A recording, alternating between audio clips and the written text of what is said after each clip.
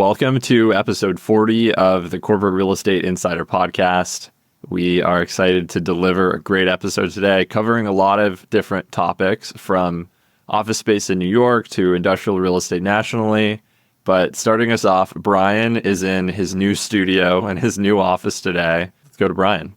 Yeah, I want to start off with a quick update that I think, after 40 episodes or 39 episodes, we've all kind of created a persona on the podcast. And something I just learned this morning that others may find interesting as well is that John plays the harmonica and just celebrated his birthday and was on stage for, John, how many songs?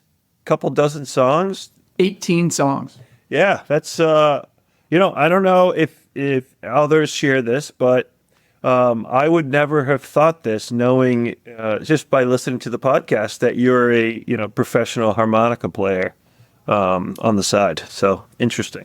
I am not that. I did get up there. I risked embarrassment, and I think I'm okay. Yeah, happy birthday, and that's pretty cool. Hopefully you share it on some social media, some personal social media, not the podcast social media. But to jump into what people do want to talk about is real estate, and I want to bring you back to an episode I talked about a few months ago where we had kind of talked about the challenges and some of the risks of subleasing, and I had told a story about one of our clients who had a sublandlord who is a publicly traded company that had, okay financials at the time of doing the deal. That unfortunately get into financial trouble and default on their on their lease, which then in turn put my client at a point where they needed to find a new space. And to update our listeners on that, the client was actually us. Our firm, our team was if anyone knows Boston, we were at the John Hancock building, which was 200 Clarendon. It's owned by Boston Properties, and we were in a sublease that, unfortunately, the sublandlord went bankrupt, and we were forced very quickly to have to pivot and find a new home. And I would tell you first off that Boston Properties was exceptional to work with. The space, we were getting it at a significant discount, and it's not only probably the nicest piece of space that any real estate firm in the city would work at, it's some of the nicest space that any firm, period, had worked at in the city. So when they got the space back, they were happy to take it back from this particular tenant and increase the rent by 20 or 30%. And very quickly, we're hearing that they have some interest already from other tenants on the floor that are in a position to pay those types of rents. Us, unfortunately, in this business, that's not in line with how we view real estate for our office. So we quickly pivoted, but Boston Properties did allow us through a 90-day extension directly to soften the edges and be able to get a new space up and running. And we moved over to the Seaport, which is also one of the nicest areas and in one of the nicest buildings, in a sublease from Gunderson Dittmer. It's just one of those challenges that sublease space on the market today is trading at a significant discount to direct space. A lot of it, and this is especially true in New England with the life science industry, a lot of it is under leases for companies that are not in the greatest financial position. So it's a challenge in a market where you may have a great opportunity to take space at a discount, but you're putting some risks on your operations and on the firm if there is an issue with the sublandlord. Us being in the business and having our project management team and our entire company be really aligned with being able to do this very quickly, we knew we could execute on a move and find new space and sign a lease very quickly. So we were able to mitigate a lot of the risks, but other operations that have more fixed assets in the space have a more challenging requirement to solve in the market. Just have to be aware of that when you're assessing subleases, especially today here in New England for any industry, but specifically the life science industry, where there could be over 100 subleases on the market, and many of those companies are going to run out of funding at some time in the near future. But we're happy to report today is officially day 2 in the new office, the new studio, the new background. Unfortunately, I can't open the blinds because you'd see a glare behind me, but we're right on the water. It's beautiful space, and we're pretty excited about it. Brian Connolly doesn't pay full price. So when those, rents go from 50% off sublease rents to, 30% above what the prior market was and already the most expensive building, he finds another amazing, beautiful sublease and he moves. But yeah, good points. I think the reality is that most companies that have generally pretty like typical usage of office space, right? The vast majority of our offices our brokers are in private offices. Our operational team are generally in workstations.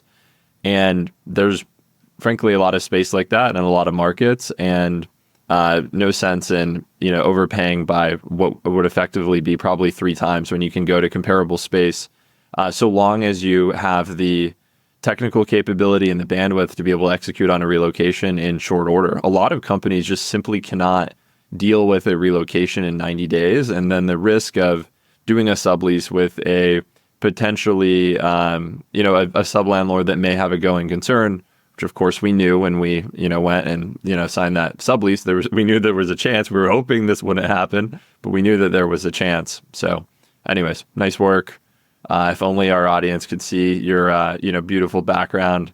But I mean, I did see before we hopped on that you have a motorized shade. These back here, these are manual. I'm having to go back there and do that myself. So yeah, they did not spare any expense. This is expansion space for a world-class law firm that it's some of the nicest space with motorized shades and just really cool finishes. So we got exceptionally lucky again, as you said, in a market where they took additional space, built it out, and thought they were going to continue to grow, and they are. It's just probably not using space at the same clip they were before, and like everybody, they had an opportunity to sublease a big chunk of it, so it worked out really well. Some defensive expansion from them is to our benefit, so we'll take it. Certainly will. Okay, so shifting gears, let's talk a little bit about industrial real estate. Going back to the beginning of the year, this is probably episode like late 20s, something like that. We talked a lot about what's going on in the industrial real estate market, both nationally, but we talked a little bit more specifically, or at least I did, about what's going on in Southern California, which is obviously one of the largest industrial markets in the country, certainly one of the most expensive industrial markets in the entire country. And we just wanted to do a little, mid-year update, like what's actually happening, what's going on. This is something that I think is being talked about at a general level, at least in the real estate community, but we have not seen it widely reported on. So I want to run through some really high level stuff around what's going on, and then bring in, Brian, Owen, and John to have a bit of a discussion around, based on these updates, based on everything that's happened, how are we going to adjust our prior forecasts? To remind everyone before we go in, we generally had mixed views that range from the industrial market's going to go down to more or less it's going to stay the same. No one anticipated that the market would increase, and as everyone is probably aware, the market has not increased. So generally we were accurate. Some of us were more accurate than others, but jumping into the stats. So Los Angeles has had 9 consecutive quarters of shrinking occupancy for industrial real estate, right? That's now, over 2 years straight of every quarter, the industrial market has gotten worse. Vacancy has gone from being below 2% to being over 5%. And a lot of people may say, hey, look, 5% is still pretty low vacancy, especially when compared to other industrial markets that are less supply constrained compared to Southern California around the country. The reality is, and the headline here really should be, there's 2.5 times more industrial space on the market today than there was just 2 years ago. That's insane. I mean, you think about pricing power, that's essentially flooding the market with additional supply. And this market has generally been in that 2-3% range for many years, right?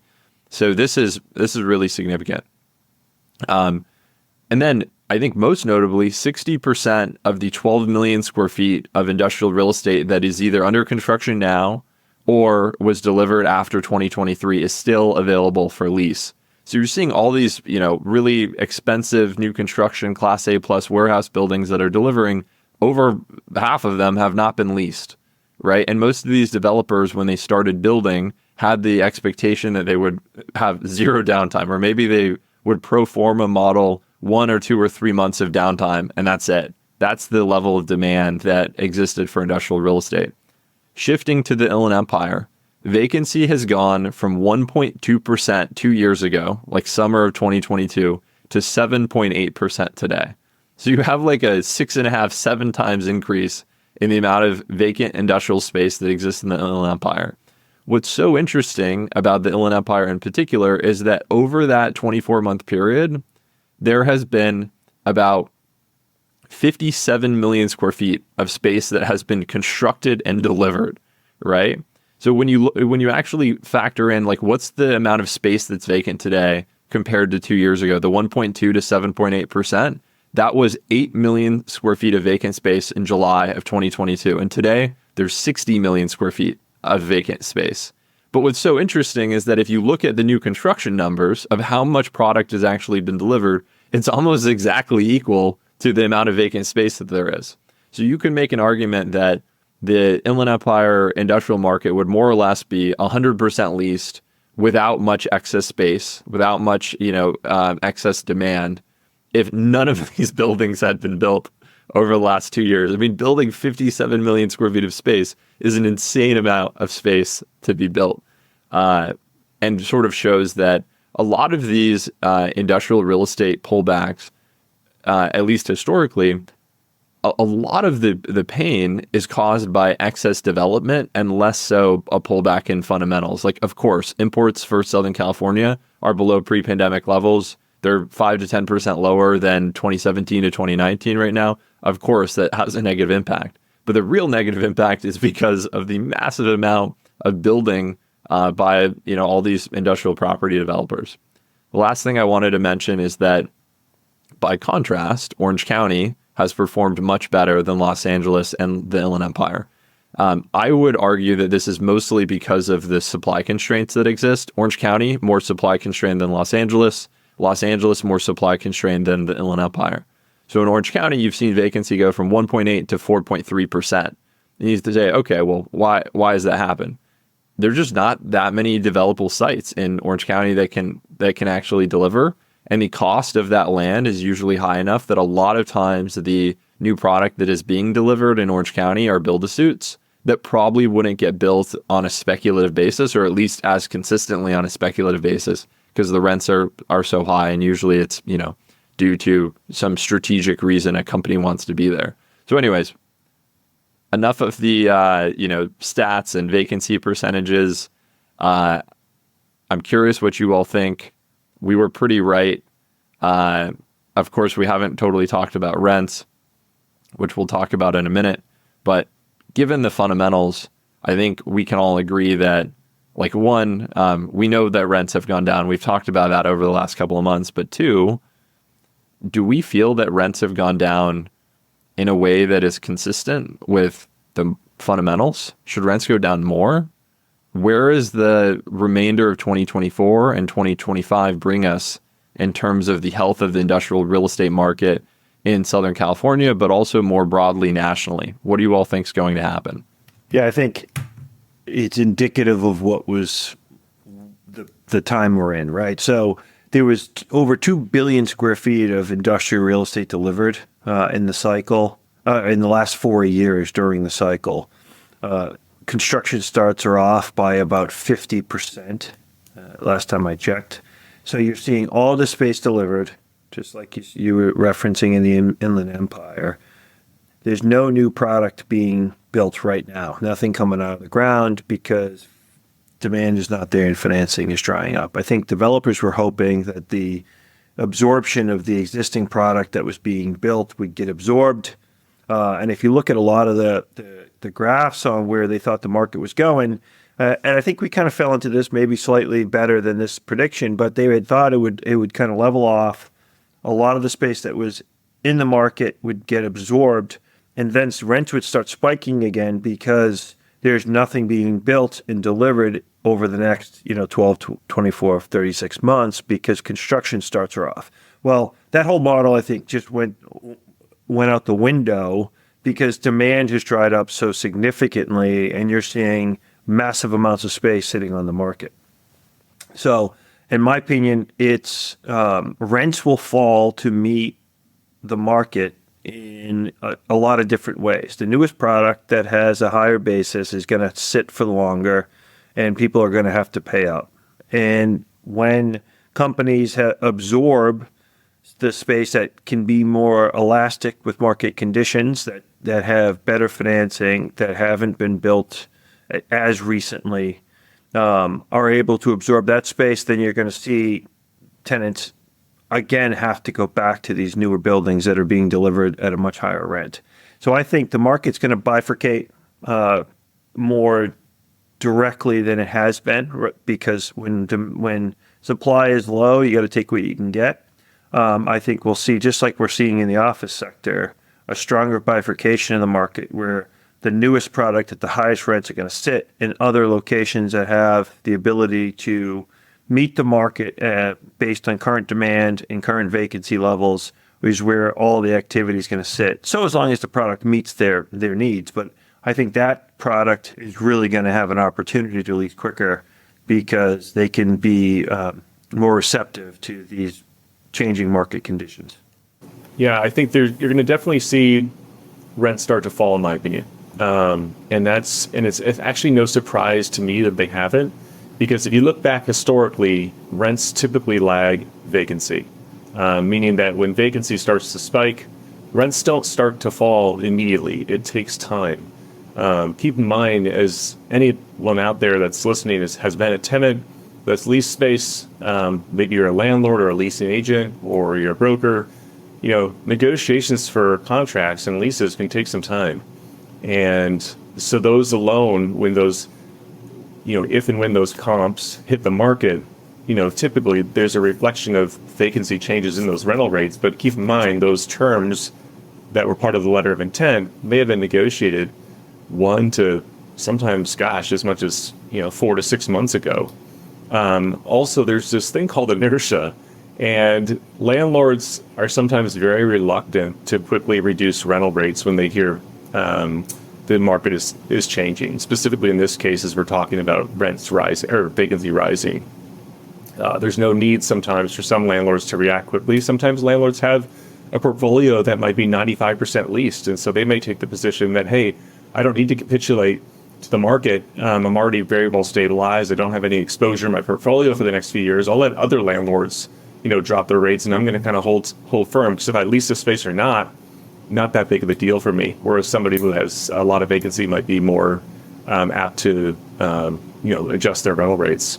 There are also some broader economic implications at play here, where we might be seeing, interest rates fall, which might be turning things around. So there could be some landlords that are hopeful for the future and are just a little bit reluctant to make any changes now, because it's a lot harder to, drop rates and then try and raise them, shortly thereafter, than say hold and just see how things play out and take it deal by deal. And if someone comes along, that you really want, maybe reach for that transaction, but maybe not. And so I just think there's a lot that has to happen before you start to see everyone. When I say everyone, I mean the broader market in terms of the landlords and their brokers capitulate and lower rents. But I think in the scheme of things, it's almost inevitable at this point, especially if we see vacancy continuing to rise. But it just sometimes takes time, sometimes as much as 6 months. It's just a good old-fashioned overbuilding cycle. And we all saw it coming, and it happens again and again and again. I mean, you had vacancy rates, as you were speaking to, of 1%, 2%, a white-hot industrial market. And of course, what are developers and builders going to do in that kind of a market? They're going to develop. They're going to build. Of course they are. They're going to find the land and find a way to make it pencil. So, and then of course things cool. It never seems like it when you're in the middle of the white hot market. Like, ooh, when are things going to slow down? I don't see it coming. And all of a sudden it comes every time. There will be a cycle. Bank on it. And it happened. And it caught some folks who were building, it's hard to turn off those construction projects. You've already designed the building. You've gotten the permits. You're underway. You got your financing. You proceed. So we end up with more buildings on the market and increasing vacancy and increasing supply. It's a good old-fashioned overbuilding cycle. It's going to happen again and again and again. And then the only other thing I will add to the conversation, this idea to remember and to realize that effective rents fall first, right? We talk about falling rents. The contract rate is the last thing they want to move because, of course, building value is based on that. The performance is based on that. The financing was based on that. And so what you're going to see is increasing concessions. We're already seeing that. That's the first thing. They're quick to offer free rent, increasing TI packages, greater flexibility on lease terms. The effective rent is going to fall first. And whether it continues to remain soft and force landlords to compete on contract rental rate, that's what's going to happen next. And how far that goes, we'll have to see. Just to remind us all, effective rents are going to fall first. And that's still great for the tenants who are mostly focused on cash flow and how much rent am I really spending over time. So thinking back to our conversation in January, one of the things that we talked specifically about was that perhaps the industrial real estate market wouldn't have rents go down because there were a lot of major developers that were buffering construction, right? Prologis came out very early on. I believe this happened in late 2023, essentially saying, hey, we're going to dramatically slow down our development pipeline, basically only build on a committed build-to-suit basis with a lease in hand. You saw Link Logistics slow down, seriously in their new construction development of the sites that they control. You saw the acquisition of industrial developers of buying land sites fall to basically zero or close to zero, unless it was, again, a build-to-suit. And there was conversations on this podcast saying, well, hey, wait a minute. If everyone stops building, then we may have this gap that similarly existed in COVID when everyone stopped building for a couple months there just to see what would happen. And I'm talking like March, April, May, of when the sky was falling. No one knew that there was going to be how long it would be and what would happen to interest rates and the shift to e-commerce, how sustainable it was and all that. And that was one of the contributing factors to prices surging, right? Prices can get out of control when there's limited supply. And if COVID never happened, and if those same factors that we talked about on the podcast that all drove industrial rents to these crazy highs, like insanely low vacancy, a shift to e-commerce, a lot higher like fulfillment and like stocking rates that inventory held like here in Southern California or in the US versus just in time because the supply chain was so disrupted. When you actually think about all of those things, right? Pricing would have never gotten to where it is today without that. But now that pricing did get there, it's very hard to unwind. Like we're not going to see the unwinding of like 30, 40, 50% year over year increases in industrial real estate rents that happen in some markets around the country. Rents have fallen probably by, I'm painting with a broad brush here, but rents have fallen by probably 20% in Southern California. That doesn't even put a dent into the 30, 40, 50% year over year increases that we saw for several years, right? So I think over the long run, on like a 10-year projected timeline, the thing that actually is most healthy for industrial real estate is to prevent any periods of extreme supply constraints, because those periods of extreme supply constraint contribute to rapid increases in prices that really aren't justified otherwise, and then they never get unwound. And we're in a position where I don't think that the industrial real estate rents are going to be unwound very easily. Should they? Okay, maybe. But if they really were unwound in the way that perhaps they should, then basically anyone that bought a building since COVID would be dramatically underwater, or the rents that they maybe have now, the forecast would be that they wouldn't be able to get them on renewal, which I unfortunately don't think is the case. I think these rents are unfortunately quite sticky. Yeah, it's interesting. So Prologis came out with that that statement, and I think you're right. I think it was towards the end of 23. And then their first quarter earnings, I remember reading about this, their first quarter earnings in 24, they had very strong revenue growth, strong earnings, but they revised their outlook for the market. And they warned, I think that you could be as strong as saying that, they warned that there's a slowing industrial sector, right? So the big players knew this was coming. They could see it in the demand. They could see it in their numbers. They first retrench and say, we're only doing built-to-suits. We're not doing any more speculative development. Second, they start to warn of softness in the marketplace. And now we're into the second quarter and we're here. It's certainly proving itself out. I think your point, it all depends on how much, like you can solve the supply constraints in two ways: build more or demand less. And I think for the longest time, and where we're at right now, is they were building and all of a sudden the demand dropped off. So it widened the gap and it created this huge opportunity in the marketplace for the vacancy to skyrocket in real terms. I think will rents retrench? I think people were saying the same thing about the office sector. Now this is the worst office market that's ever existed, I think, in U.S. history, right? So is industrial going to get there? But probably not. But I think, I'm just thinking about the market here. There's an 800,000 square foot warehouse was built in a location that is not optimal in New England here. And I won't say who built it or where it is because it's vacant and they probably wouldn't like me saying that. But, at a time when the market was very tight, it would lease. Well, now there's much better options on better transit locations, more centrally located. And I would hate to own this building, right? So if you start to lump in, stuff built in the Inland Empire, it's in the Inland Empire. People are there because they know they want to be there.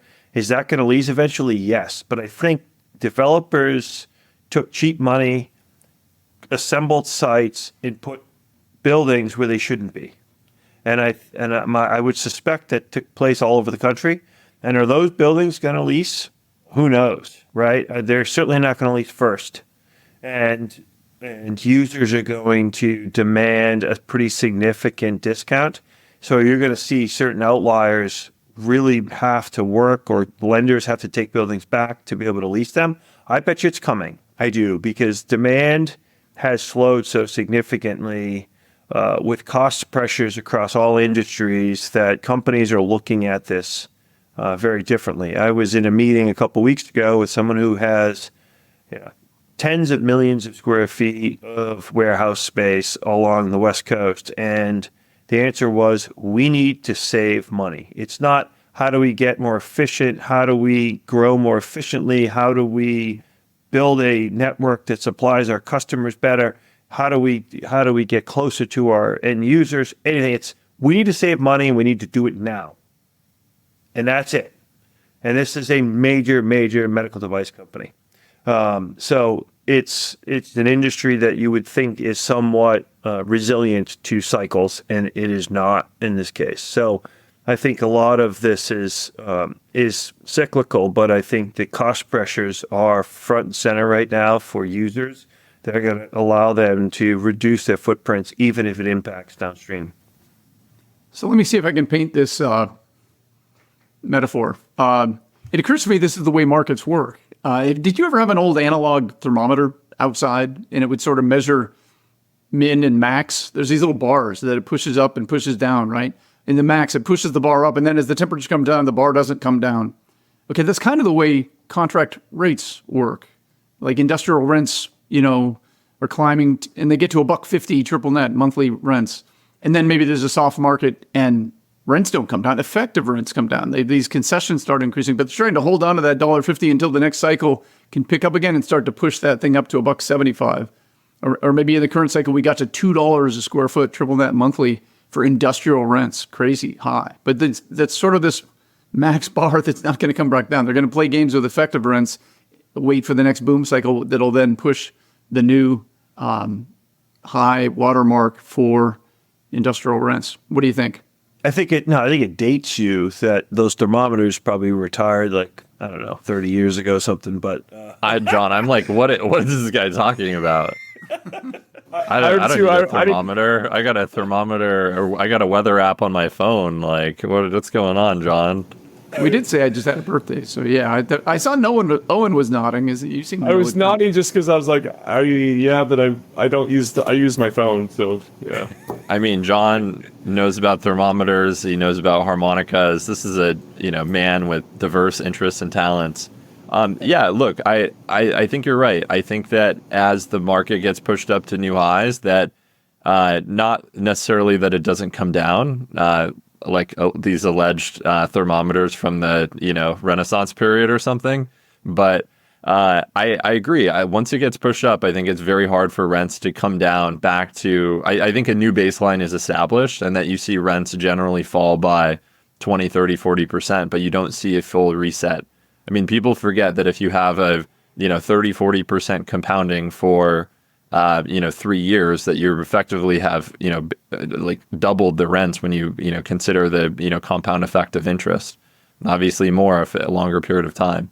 I think for me, I think one of the most interesting ways to think about the real estate market as a whole is, right, like when it comes to office space, you have the ultra premium product that's outperforming because generally that is supply constrained and you can't make any more of it, right? Because it just doesn't make sense to construct these buildings with how high construction costs are and what the market is in general. But on the industrial side, you have the inverse problem, right? Like one of the things that is kind of funny to think about is that when you get into hospitality and you start thinking about motels, right? Generally, the motels that you would want to own now are probably the motels that are the oldest, that have the lowest basis, that were constructed the least expensively, because you're trying to access this like cheapest possible product in the market, right? If you're staying in a motel, then, it's not like you're trying to stay at the Four Seasons or Ritz-Carlton. It's like the people that are staying there are looking for somewhere to sleep and they want to do it at the lowest cost possible. Well, very inexpensive product is supply constrained because you can't rebuild it at today's cost on any land or anything like that and deliver a product with a basis that's low enough to offer the same price as a 50-year-old motel. The same thing exists in industrial real estate. If you're going to build a building today, you're going to build it to Class A standards on generally expensive land. You're going to deliver probably a 36 to 40 foot clear height building with ESFR sprinklers and LED lighting and really functional dock loading. It's probably a cross dock building, right? Everyone sort of can picture what that Class A industrial building is today, but those buildings are generally the most expensive.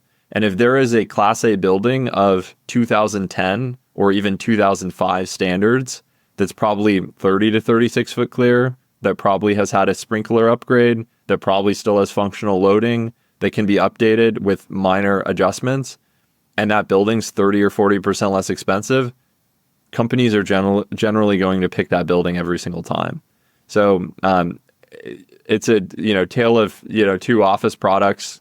Class A is outperforming in office because it's supply constrained, and then the call it Class B plus or A minus in industrial is outperforming because you can't really create more of it at the same price. I think we're agreeing on this, Tucker. I think the last time we talked industrial, you and I were not in alignment, but this is where I was going as well, and well said and well articulated. I think I think the challenge for our clients in industrial is that pricing pressure, right? So if you're in a space, it's very difficult to get an owner to, even in that Class B plus, A minus type product, it's difficult to get an owner to accept where the market is. If it's below that accelerated or increased rent over whatever term, which requires them to need to move, right? Or at least get into the marketplace. In my experience with industrial owners, you kind of have to move.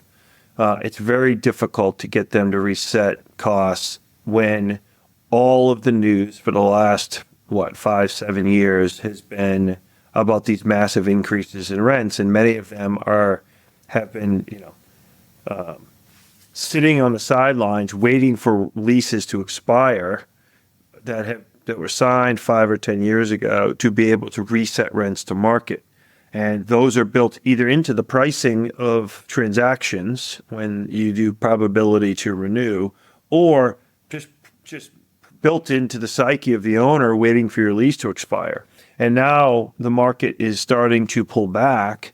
It's very difficult for them, unless you move to vacancy, to accept that it's not where they think it was when they looked at it. It's like the mental hurdle of, when you put your house on the market today, it might be still worth a lot more than you paid for it, but it could be worth 5%, 4%, 10% less than the peak.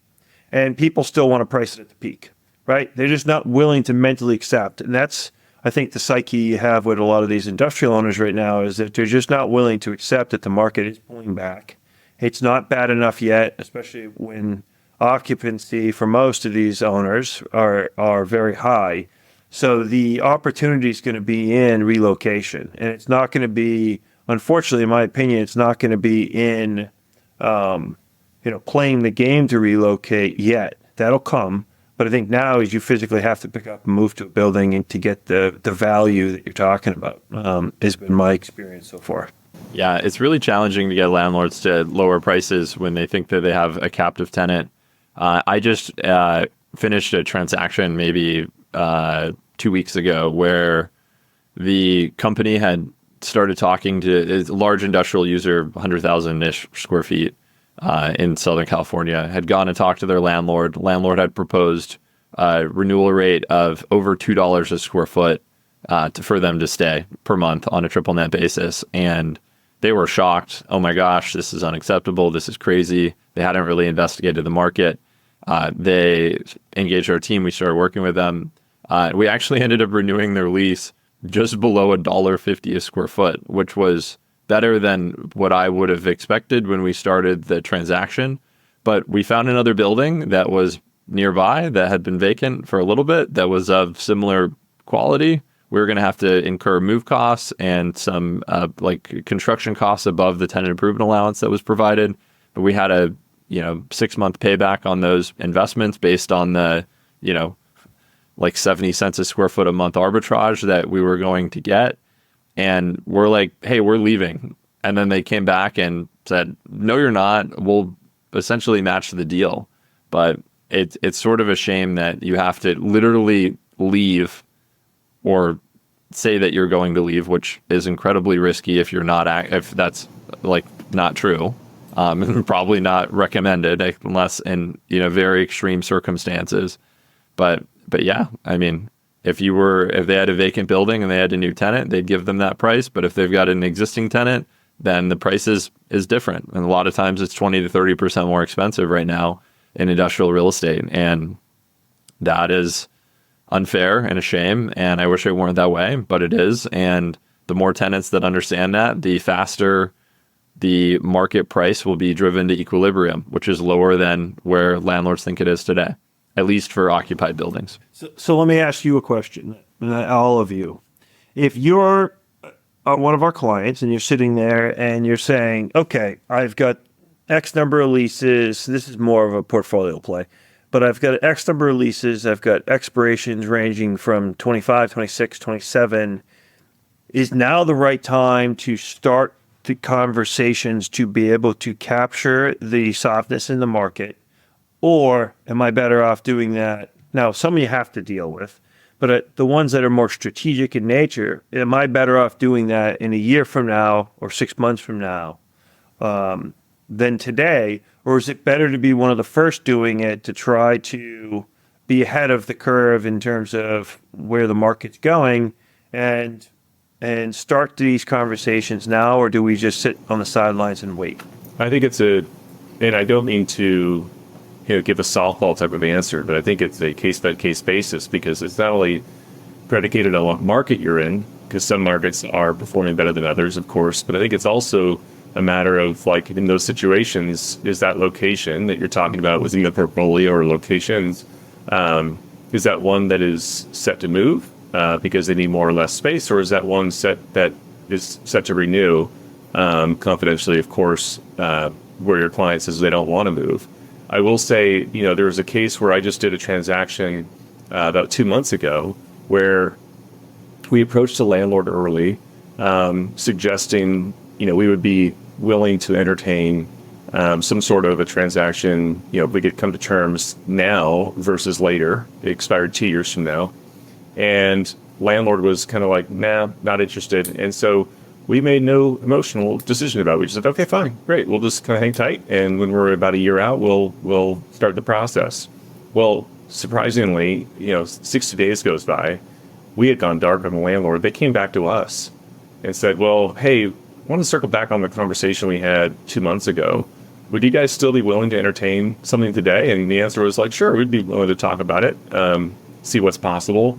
And we ended up agreeing to terms that, we ran all sorts of analysis, even drop rents for competing properties, 10% in the event that the market does start to fall in the next year, and still couldn't even come close to achieving what we achieved on the renewal should we wait and move. So in those cases, we stayed and we did do something early. But I think you have to have an approach that's somewhat apathetic to what the landlord may or may not be willing to do if you're going to start those projects early. Do I think the market is going to start to continue to fall in industrial? Absolutely. I think the rents will start to come down. I still think there's movement in office space.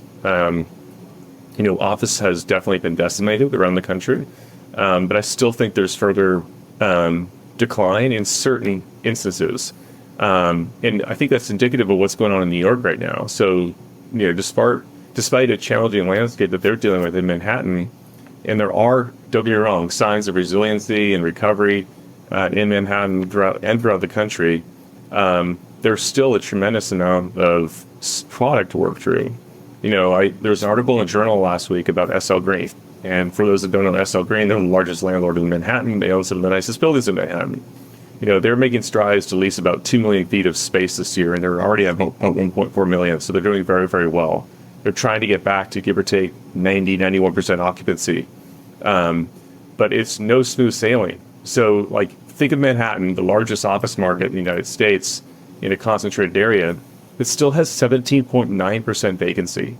And that's just down from the all-time high in history of 18.1%. So that market is flooded with 42.5 million square feet of office space that's been delivered since March of 2020. To give you an idea of how much space that is, if you take Amazon and their leased assets out of the Seattle market, it's just shy of the size of the entire Seattle office market. When I say Seattle, I mean downtown Seattle. So there's still a tremendous amount of Class A space available in Manhattan. And so I share all this. I'm not trying to pivot to Manhattan, but the situation in New York serves as a microcosm for the national office market in some respects. And I think it highlights both the challenges and the opportunities that lie ahead for tenants, where there's just a tremendous amount of supply no matter what product you're looking at, whether it be office or industrial. And there are instances where you can do something today and capture those savings and capture great deals, but there might be cases where we wait. But I think the genesis of this discussion here is that whether it be now or 12 months from now, it's going to be a tenant's market and one to do perceivably awesome transactions, at least through the end of 25, in my opinion. Hey, I want to answer Brian's question. If you're sitting on a large block, Class B office space, the time is now. You're talking about landlords who can't afford to get back a big empty Class B office building. So you mentioned 24, 25, 26, 27. 27 is just 3 years out. Time's down. Yeah, sorry, I was specifically talking industrial, right? So this particular company, and to give you my answer of it, the answer is if you have a story to tell that builds a strategy around a multiple location scenario where you can make the case that you can consolidate locations, that is a powerful story for owners and their concern. And if you pick up and move to another building, they're faced with that all the time. But if you're a bigger company and you can build a strategy around a consolidation of your distribution centers or a consolidation of distribution centers plus a change in your 3PL strategy that supports adding a new distribution center or changing the location of a distribution center, those get landlords very, very nervous, and they can't, when there's things that they can't solve for price, they want to try to lock you in quicker, is my experience, right? So in this scenario, is like, I think you'd be patient, but use all the levers you have, and levers that landlords cannot solve through pricing gets them very nervous that, we're going to pick a location to renew in. It may be yours, it may be another one of our distribution centers. And we're going to pick it based on a lot of factors, and cost is one of them. So you're not only competing against the building next door, you're competing against the other owners in our portfolio, because you're all not going to get renewed, or you're not all going to be successful in keeping us as a tenant. And, I like using strategies like that because it changes the conversation from you being just another tenant to being one that leverages your size and scale.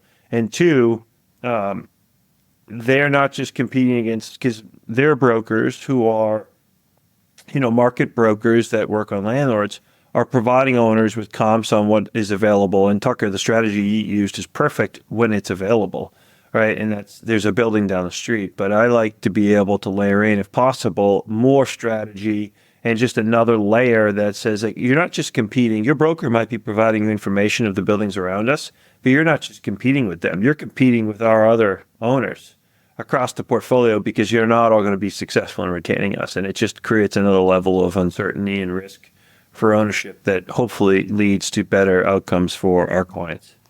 Hey, can we pivot into office? We've talked a lot on this pod, or certainly I have, about the changing civic structure of downtown urban markets. Like, something's fundamentally changing from the days when all the jobs were in a downtown city center. Everyone lived somewhere else and commuted to go to their job at that desk in the downtown market. Something's changed, right? And then we've talked a lot about, in just the last pod, we compared the Back Bay Boston to the financial district Boston. And Back Bay Boston's thriving because it's, for first and foremost, it's clean and it's safe. That's what urban centers need. It's also then the full live, work, play complement. It's a cool place to be. As opposed to the financial district, which just has office jobs, and it's otherwise not as robust, and therefore the office markets there will languish. Okay, so we have third-party validation, I believe. This gentleman, Dror Poleg, who that produces some really interesting pieces. I tend to follow him. And he wrote this article for The Atlantic. It's called "The Urban Doom Loop Could Still Happen." And some of the themes that he hits on, I think, are really interesting and reinforce what I've been trying to say for some time. So first, let me define, as he defines it, according to the doom loop hypothesis, reduced demand for office space would lead to a collapse in commercial real estate values, and in turn, a decline in city revenues and services, which would then push even more business and workers out of the city. That's the doom loop idea. And so here's kind of the thesis of this article. Historically, a booming economy has reliably translated into a booming commercial real estate sector. Now, however, San Francisco and other so-called superstar cities have entered a kind of Schrodinger's economy, booming and busting at the same time. I like that. City leaders must come to terms with the fact that pre-pandemic office demand is never coming back and plan accordingly, says Dror Poleg. Okay, two more things I'm going to read to you from the article. He does a nice little stages of grief thing here I'm going to read.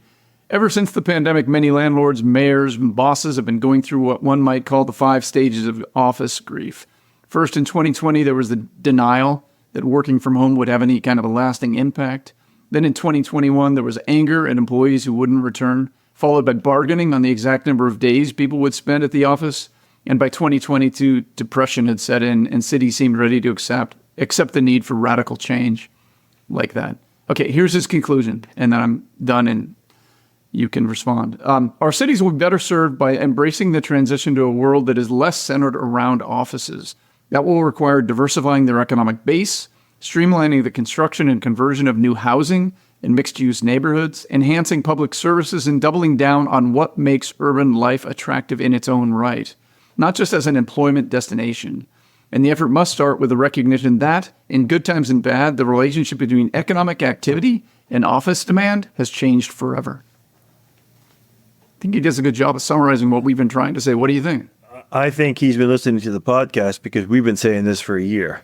And he just, did the research and found the stats and is effectively taking our concepts and putting them on paper. Maybe we should serve him with some sort of a cease I don't and see a desist source or reference to the corporate real estate insider. I'm a little concerned, but I think, Owen, you touched on New York. It's interesting. I was just talking to two different people, two different stories.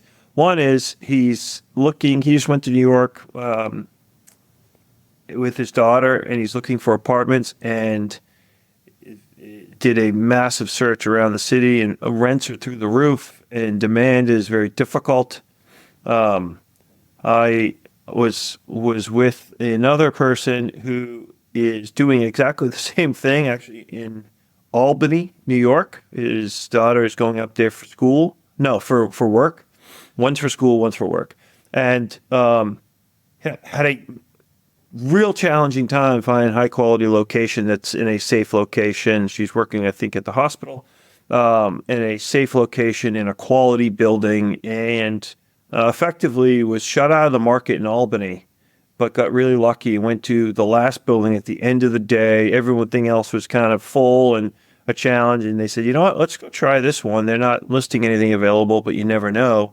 And got super lucky and something was available, right? So it's interesting because the residential markets in these cities are full. We're seeing some of these residential buildings go back to lenders, and it's not because of occupancy and it's not because of rents. It's because they've been using real estate as a financing tool to create wealth for investors. And we've just been playing arbitrage. So the buildings are overvalued based on even full occupancy and rent growth.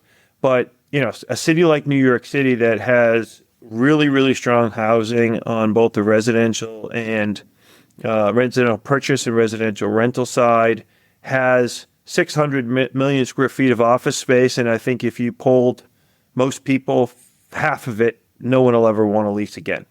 And so I think these downtowns are strong. I think in certain neighborhoods that have a high concentration of really low quality real estate on the office side are going to fall into challenging times, right? And New York is one of them.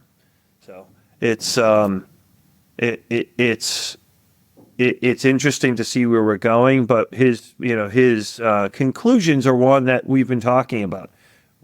Office space, for the good portion of it, is too obsolete to be reused and needs to be taken down and used as housing or redeveloped into housing. And that's in New York, it could be hundreds of millions of feet. Yeah, let's not just hang on housing. I mean, this gentleman who wrote that article, John, I feel like, to some earlier point you're seconding with Brian, sounds like he listened to our pod, but the resiliency of a downtown and the economic vitality of the downtown is really more than just office space, as the author mentions. And it's frankly more than just housing. You need to have a lot of retail, restaurant, think about entertainment, cultural institutions.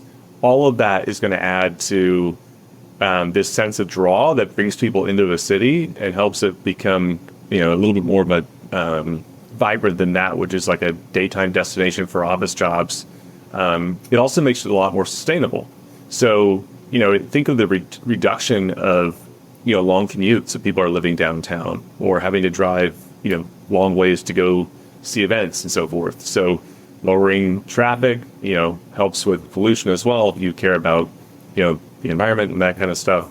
And then it also, I think about what he was saying. I mean, as I think about Seattle specifically and the cities here in the Northwest, years ago, I was harping on the lack of safety and security, and that's slowly changed and gotten a lot better in Seattle. But an active downtown that's busy during the day and night tends to be safer. When you have continuous activity in the presence of people, that deters crime on its own, not necessarily with adding more officers to the street. Just the activation of that downtown helps tremendously.